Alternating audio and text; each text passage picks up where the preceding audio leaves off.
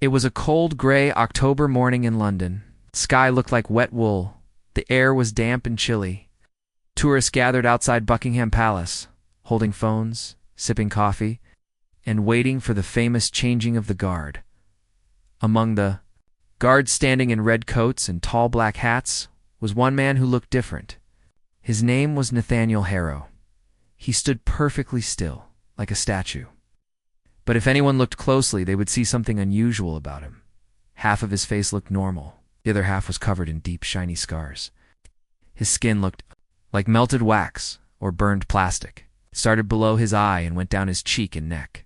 The scars looked painful, but old, like something that had healed long ago. Most people didn't stare. Some quickly looked away. Others pretended not to notice, but a few laughed. A young man in the crowd, probably around 22, nudged his girlfriend and pointed at Harrow.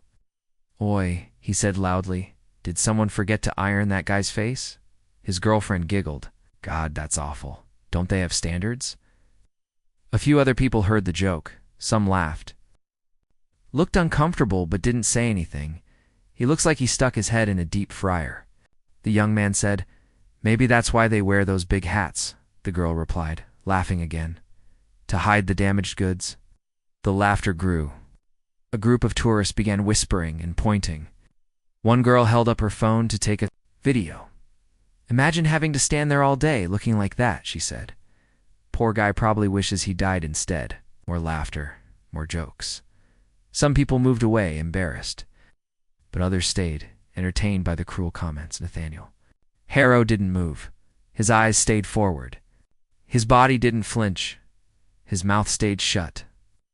From the outside, he looked calm, like he didn't even hear them.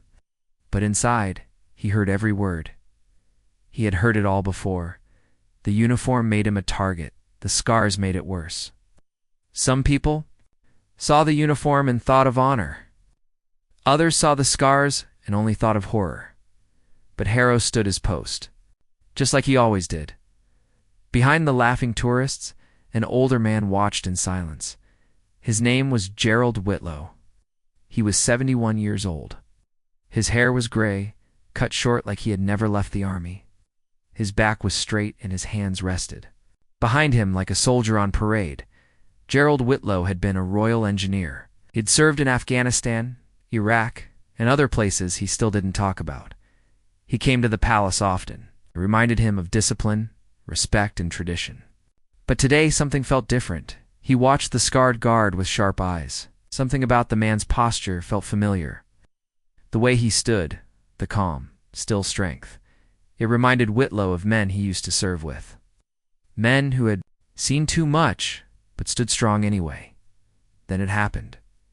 The guard shifted his rifle slightly, adjusting his grip. His white glove slipped back just a bit, and that's when Whitlow saw it. A tattoo. It was black, simple and sharp. The number Saber 24, and below it, a symbol, a dagger, crossed with lightning bolts. Whitlow's heart jumped.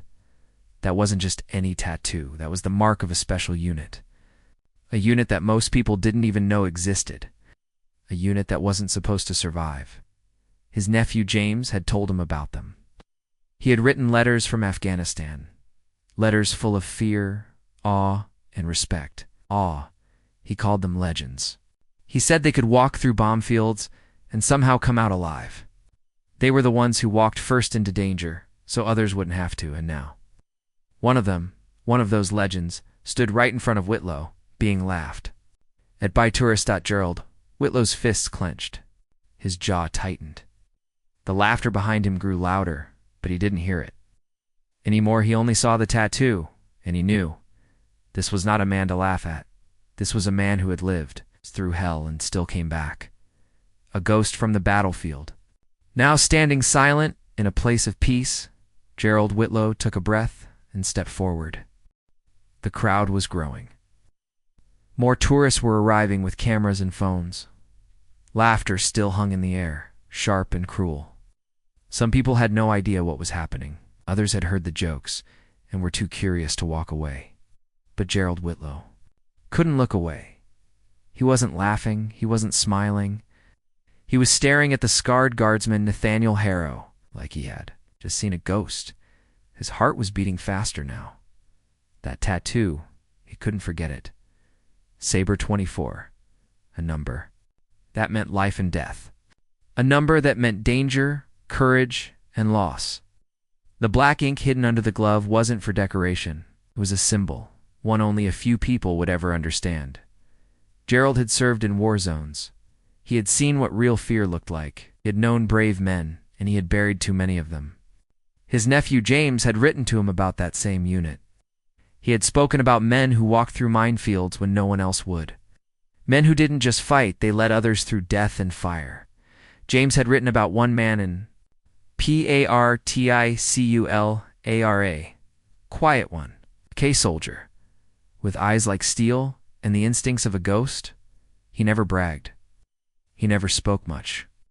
But he always knew where to step and when to stop. Whitlow now realized. That man was standing just 50 feet in front of him, being mocked like a joke. The air around him felt heavier, and the crowd, still blind. The young man who had started the laughing Callum was enjoying the attention. He sipped his coffee and smirked. "I mean, honestly," he said loudly, "how do you even look at yourself in the mirror with a face like that? Must be like shaving a melted candle every morning." The girl next to him giggled nervously, but others were growing uncomfortable. "Anne," older woman whispered, "that's not funny." A few people pulled their kids away, but others stayed, drawn by the drama. Nathaniel Harrow still didn't move. He had been trained to stand still in the middle of anything, even mockery. He had done it in sandstorms, in combat zones, in fire and smoke. Now he was doing it here, surrounded by tourists who knew nothing about him. His face didn't show anger, but inside, 1,000 memories burned. 15 years of names.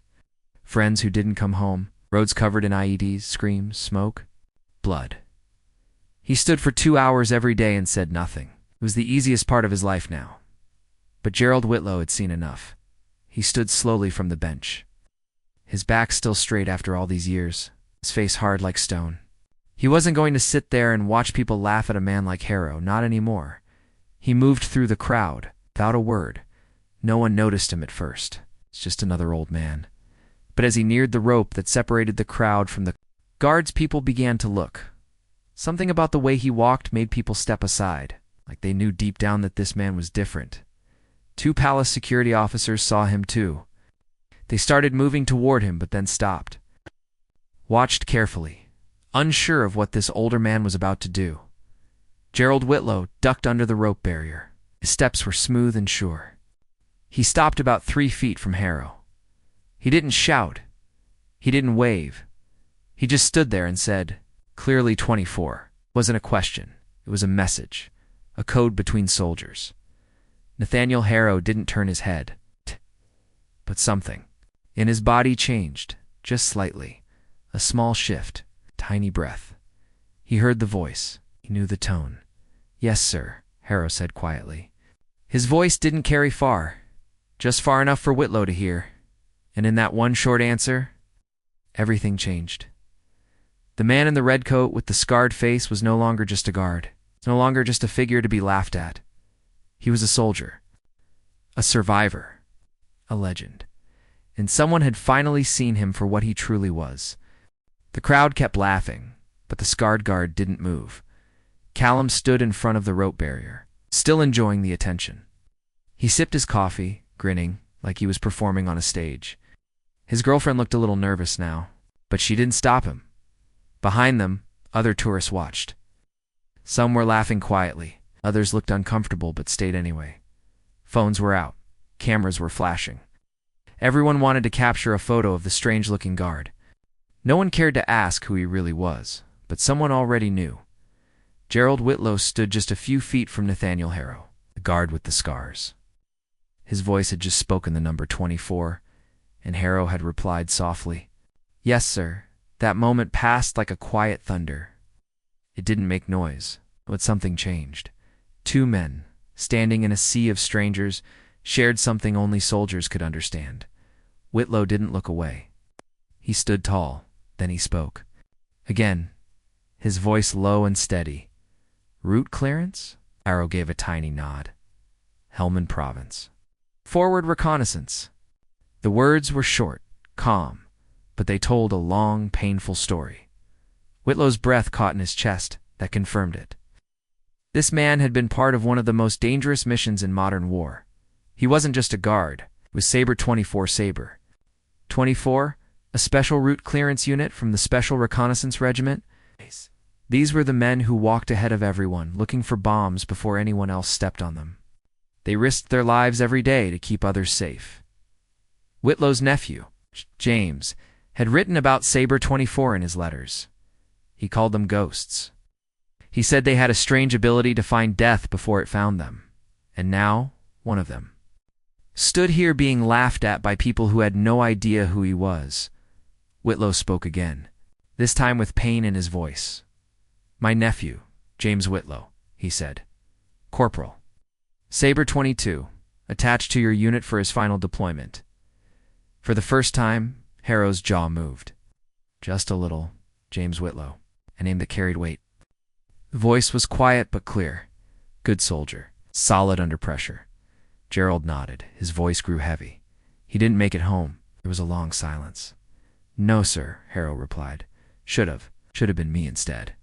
Those words were said with no emotion on the outside, but inside. They carried years of pain, names, memories, explosions, fire, faces. Couldn't forget. Whitlow's voice dropped. "How many made it back?" Harrow was quiet for a moment. When he finally answered, his words were sharp, like a knife. 3 out of 12, sir. 1 lost both legs." Whitlow closed his eyes. He'd expected the numbers to be bad, but not that bad. Units like Sabre 24 didn't come home in one piece. They weren't meant to. Their job was to make sure others could walk into danger and come out alive, but what about them? And the scars? Whitlow asked softly, though he already knew the answer. Harrow didn't pause. Vehicle borne, IED, fuel fire. "Got 2 men out before the ammo cooked off. Didn't get clear fast enough." The words were cold, clean, like a report. But Whitlow knew the truth behind them. He could picture it. A burning truck, soldiers trapped, ammunition ready to explode. And one man already on fire, still pulling his brothers out of the flames. The scars weren't ugly. They were medals of survival. Behind them, the crowd was still busy. Callum's voice rose again. "I mean, come on. How do you even shave with a face like that? Must look like a wax statue every morning." The laughter this time was louder. More people joined in. Callum had found an audience, but Gerald Whitlow had heard enough. His hands clenched into fists. He turned, slowly, powerfully. He began walking toward Callum. Something had changed in his step. No more peace, or more watching. He was moving with purpose. The people in the crowd noticed. Conversations stopped. Phones were lowered. Even the pigeons seemed to go silent. Whitlow's face was full of something old, something powerful, the look of a man who had seen war and loss, and had nothing left to fear. He didn't raise his voice, but when he pointed at Callum and said, "You? The one with the mouth?" It felt like a cannon blast through the cold morning air, and suddenly the jokes didn't seem funny anymore. The cold London air was quiet now. The laughter had faded. The crowd stood still, unsure what was happening, but Gerald Whitlow knew exactly what he was doing. He moved slowly, directly toward the young man who had started it all, Callum. His steps were steady. His eyes were locked. His face was full of a quiet fire, the kind that comes from years of duty, pain, and loss. "You," he said, pointing at Callum. "The one with the mouth?" Callum blinked. The smile on his face began to fade. For the first time, he realized that he was now the center of attention in a different way. "Sorry, what?" he asked, confused. Gerald didn't stop. His voice was louder now, but calm, strong. "Clear? You think this is funny?" he asked. Making jokes about his face, taking pictures of his scars, laughing like children at a man who stood through hell. Callum looked around. He was still trying to laugh it off. "It's just a bit of fun, mate. No harm done." He can't even hear us, right? But Gerald Whitlow was not smiling. No harm done? He repeated, and the tone of his voice made people around him go silent. The crowd could feel something change. In the air, even the wind seemed to stop. Gerald stepped closer to the rope barrier and pointed back at Nathaniel Harrow, who was still standing completely still, his face calm, his eyes forward, moving like a statue made of pain and steel. "Want to know what harm looks like?" Gerald said. "That man walked point through IED fields in Afghanistan. Do you even know what that means?" Callum swallowed. "Not really." Gerald raised his voice, not in anger, but with the sharpness of a military command. "It means he went first. When they needed someone to walk down a road that might be full of bombs, he went first. When they needed someone to check a building that might be trapped with explosives, he went first. When they needed someone to draw enemy fire so others could survive, he went first." People in the crowd began lowering their phones. Heads turned, the laughter stopped, and those scars? Gerald continued, pointing to Harrow's face. "He got those pulling 2 soldiers out of a burning truck after it was hit by a bomb. Ow. He stayed in the fire while his own face was burning until he got them clear." A quiet gasp came from someone in the crowd. A woman covered her mouth. A child tugged on her father's sleeve and whispered, "Is he really a hero?" Callum's girlfriend was already stepping away. She didn't want to be part of this anymore. The fun was gone. But Callum still stood there, his voice smaller now. "Look, I didn't know." Gerald nodded slowly. "No, you didn't. You weren't supposed to. But you were supposed to show basic human decency. Instead, you made a joke out of someone else's pain." He turned to the rest of the crowd. "Now, all of you, standing there, laughing at scars, taking pictures of someone suffering like it's part of a show." A woman near the back called out, trying to defend herself. "We didn't know he was a veteran?" Gerald turned his eyes toward her, his voice steady but sharp. Would it have mattered?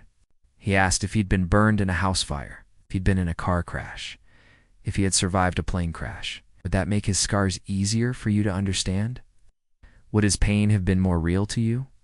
Silence fell like a heavy curtain. Even the distant sound of cars seemed to disappear. The tourists had stopped taking photos. No one was speaking. Then Gerald turned once more toward Harrow.